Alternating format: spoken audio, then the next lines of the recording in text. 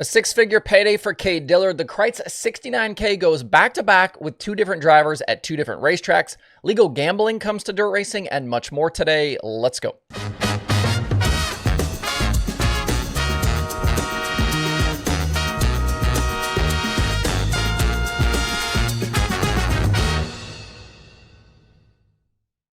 It's Sunday, June 2nd. I'm Justin Fiedler. This is Dirt Tracker Daily presented by Kubota Genuine Parts.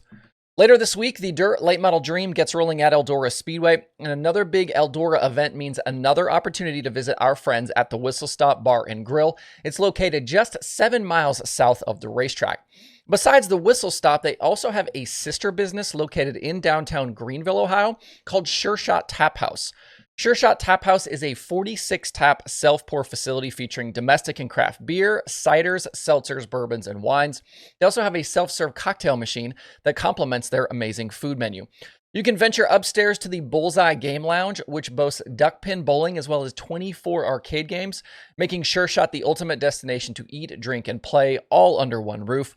And new this year, they're going to be running buses from Eldora Speedway to Sure Shot on the Fridays of all major events. And the first of these bus trips is this week.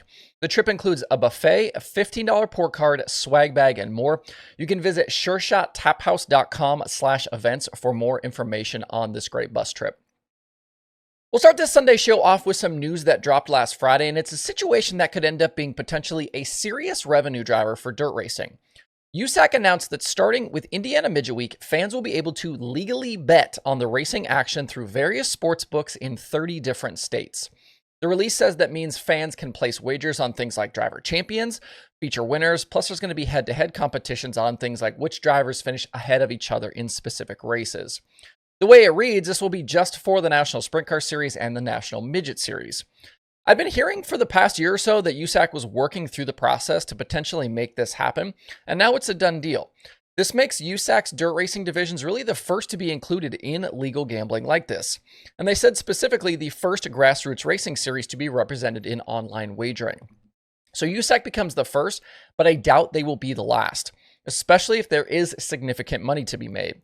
I know that other dirt racing sanctioning bodies have looked into the possibilities as well when it comes to sports gambling. And while dirt racing gambling would be incredibly small relatively when you look at the larger sports betting ecosystem, it could still end up being a revenue generator for the sport. So how exactly can sanctioning bodies like USAC make money here? The first is licensing. The sportsbooks will pay USAC fees to use logos and names inside of apps and their marketing materials. There's also the possibility of a cut of the actual gaming revenue. From there, if racing series control their data, they can get fees for providing that data, especially streaming data, to the sports books. There would also potentially be sponsorship opportunities available with betting providers looking to use marketing to get more fans to sign up for their apps. We are at the point where you could open your betting app and throw down some cash on a feature winner from the grandstands or your couch right before a feature pushes off. We wouldn't need betting windows like you have at a horse track. The downside, though, is now action needs to be monitored to avoid issues with integrity, but even the top leagues haven't been immune to that. We've seen NFL players suspended for gambling, and the NBA recently banned a player for altering outcomes because of wagers. The USAC release specifically mentions part of the rule book that bars, quote, drivers, crews, team members, officials, and staff from placing, soliciting, or facilitating any wager. So if you're involved here, you cannot bet. And during my own time at NASCAR, we were barred from placing bets on NASCAR events and had to participate in regular trainings about sports betting, which included sections on integrity of races. These days, there are companies that monitor players and action and improprieties, and all of that can be spotted by using technology. So will this be some sort of game changer for USAC overnight? It's hard to say, but I do think there will be plenty of opportunities coming up for sanctioning bodies to cash in. And this will definitely be something to watch if you're interested in the business of dirt racing. The dollars provided by streaming services has helped the sport shift in some pretty significant ways. And this has the potential to be another big revenue stream for the sport. Looking around at racing action the last few days, Cade Dillard, definitely the big winner.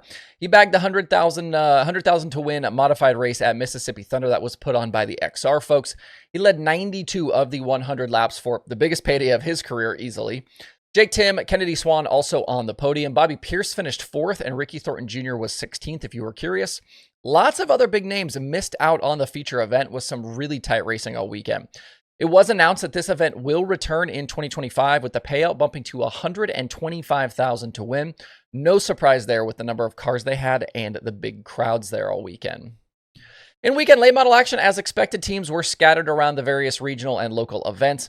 Mike Marlar was a $10,000 Spring Nationals winner at Ponderosa. He topped Garrett Smith and Brandon Shepard. With Hunt the Front Series, Brandon Overton won the Friday show at Swainsboro, while Dalton Cook bagged the big $20,000 check on Saturday. His first career win with Hunt the Front and his biggest payday ever. Brandon Overton extended his championship lead there over Sam Seawright. And notably, Hudson O'Neal was a $5,000 Ironman winner at Atomic Speedway on Saturday. In the course of his career, this is obviously not up there on his resume, but I do think it could be important for his season. This is his first win in a Longhorn chassis this season and could be a nice confidence boost going forward as he tries to stay in this Lucas playoff hunt. This wasn't his own team, but instead a car out of Kevin Remley's shop. Longhorn, though, does seem very committed to helping Huddy succeed this season. With the World of Outlaws Sprint Cars, Sheldon Hodenshield, a winner Friday at Beaver Dam. Rain pushed the Saturday race back to July 10th. The standings remain tight as both Carson Macedo and David Gravel picked up podium finishes. Just 30 points separate those two right now. And both Macedo and Buddy Kofoid pushed their top 10 streaks out again. Both are 20 races plus right now. The Outlaws are at River Cities and Ogilvie this coming weekend. High Limit also had their Saturday race rained out. They are running, though, at Butler Motor Speedway today. Kyle Larson won the Friday show at Lawrenceburg, topping Rico Abreu and Parker Price Miller. Was Larson's first sprint car win since the High Limit opener at East Bay back in February. Rico right now has 4 straight podium finishes as well since winning at Utica Rome on May 17th. Brad Sweet back on top of the championship thanks to a 4th place run at the Berg, with Tyler Courtney struggling a bit down in 14th. It was Sunshine's worst finish of the season. I do want to give a hat tip as well to Caleb Henry.